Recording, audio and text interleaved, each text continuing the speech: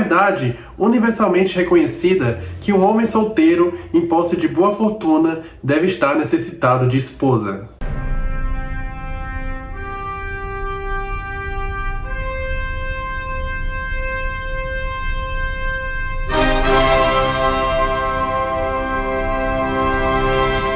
A famosa máxima que abre o Orgulho e Preconceito, segunda obra da britânica Jane Austen, publicada pela primeira vez em 1813, sugere já desde o início que, embora essa seja uma narrativa de forte teor moral, a sua essência será moldada pela ironia com a qual a ideia do casamento e a ideia do amor verdadeiro vão ser abordadas aqui. Este é um livro que pode ser considerado um monumento literário porque ele não apenas estabelece os fundamentos daquilo do que hoje se entende como uma comédia romântica, mas também, após mais de 2 séculos de sua publicação, ele continua a ser debatido devido à sua complexidade, que se revela também como uma radicalidade muito sutil. O Orgulho e Preconceito, ele vai trazer uma estrutura muito parecida com Razão e Sentimento, que é o primeiro romance da Jane Austen, só que de uma forma menos cerebral, eu diria. É um livro onde a casualidade do seu enredo vai acabar servindo como um refinamento aos temas tão caros a Jane Austen. A heroína aqui é Elizabeth, a segunda de 5 filhas ali da família Bennet, e cuja mãe, a senhora Bennet, está desesperada para conseguir casá-las. A história então se desenvolve a partir ali da chegada de um novo solteiro rico no condado, o Sr. Bingley,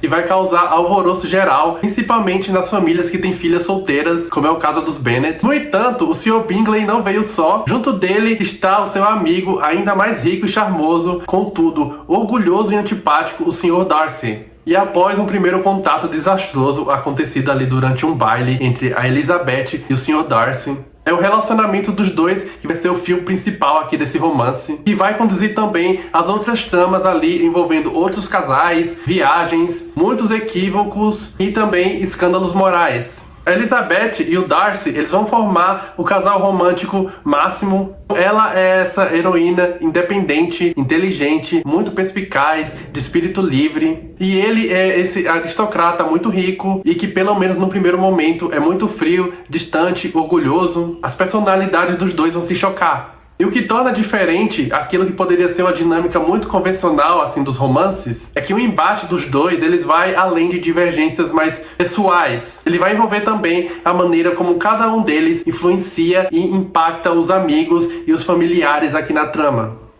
Ela é tolerável, mas não bela o bastante para me tentar. Não estou com humor no momento para dar consequência a jovens damas que são desprezadas por outros homens. E eu poderia facilmente perdoar seu orgulho, se ele não tivesse mortificado o meu.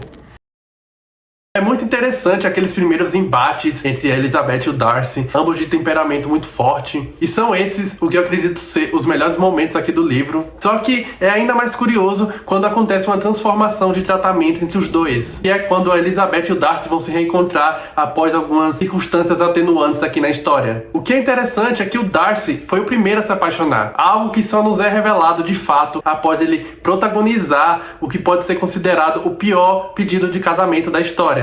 É um verdadeiro desastre. No entanto, após a recusa da Lizzie, é exatamente ali que as coisas começam a mudar para os dois. No reencontro posterior, a Elizabeth vai notar uma transformação no Darcy. Ele agora está muito menos blasé, muito mais atencioso e cordial. Características que ela vai descobrir que já eram reconhecidas por quem já fazia parte do círculo íntimo dele. Ou seja, aquela pose de carrancudo do Sr. Darcy era também uma fachada. Essa percepção da Lizzie vai acontecer justamente por conta do seu amadurecimento. Porque após descobrir umas verdades, ela vai perceber finalmente o quanto a falsidade das primeiras impressões de fato prejudicou seu julgamento sobre aquele homem. Mesmo que haja aqui nesse romance a barreira de diferença de classes ali entre o par romântico, a autora está muito mais interessada em explorar como que o amor verdadeiro não é necessariamente um acontecimento súbito, mas sim o resultado de uma construção que vai acontecer gradualmente. Uma ideia que a gente vê apresentada aqui nessa jornada da Lizzie, de quando os sentimentos dela ali pelo Sr. Darcy vão se transformando à medida que ela ganha uma consciência assim mais sólida sobre toda a trama que estava ocorrendo ali. Uma consciência muito menos parcial e muito menos também pautada pelo preconceito. Em outras palavras, o amor ele se manifesta através do exercício da razão e do bom senso. E é nesse contexto também que esse livro abandona ali a idealização romântica do que seria a paixão. De que modo desprezível agi! Exclamou. Eu que me orgulhava do meu discernimento, eu que me congratulava por minhas habilidades, e tantas vezes desdenhei a generosa candura de minha irmã e gratifiquei minha vaidade com desconfianças inúteis ou censuráveis. Como é humilhante esta descoberta! Mas como é merecida esta humilhação! Até este momento eu não me conhecia. É por isso que, além da atração, inclusive sexual, que poderia alimentar o antagonismo entre esses dois amantes em potencial, esse romance subverte essas expectativas ao construir esse amor verdadeiro a partir do reconhecimento do caráter e da moral da sua contraparte. A Elizabeth e o Sr. Darcy formam um casal cuja afeição requer não apenas a admiração mútua de seus princípios, mas também um reconhecimento intelectual correspondente. E aqui nesse entreveiro todo, a Lizzie também vai enfrentar outras situações onde é possível ver como a Jane Austen tirava uma também com a aristocracia da época e com figuras do clero. Isso vai acontecer nos personagens do Sr. Collins, o primo dos Bennet, que é um clérigo super afetado, pomposo, sem nenhuma noção do ridículo. E também na figura da Lady Catherine de Bourgh, que é uma figurona ali, a tia do Sr. Darcy, super tirana e antipática, que não descansa enquanto não tiver certeza de que as suas opiniões são a influência máxima sobre cada pessoa do seu círculo. Então você vai ver nesses dois personagens um deboche muito claro ali da autora a respeito dos grupos aos quais eles pertencem. Além disso, a Lizzie também vai entender como a vulgaridade da família dela, principalmente a mãe dela super indiscreta nessa obsessão por conseguir casar as filhas, e as irmãs mais novas dela também, que são super frívolas, como aquilo vai afetar a Lizzie profundamente quando ela entende o tamanho do estrago que aquele tipo de inconveniente pode causar, principalmente para ela própria e para a irmã mais velha dela. O Orgulho e Preconceito é então um trabalho de uma escritora que articula sua visão de sociedade por meio ali da paródia, do ridículo, para subverter as expectativas sociais onde mulheres de classe menos favorecidas, ali na Inglaterra rural do século XIX, organizada pelo patriarcado, deviam esperar um marido, de preferência de bons rendimentos, que as encontrasse na casa dos seus pais ou nos bailes do condado. O que fala aqui é o dinheiro, o status, as conexões, o casamento é um negócio e as mulheres são moeda de troca.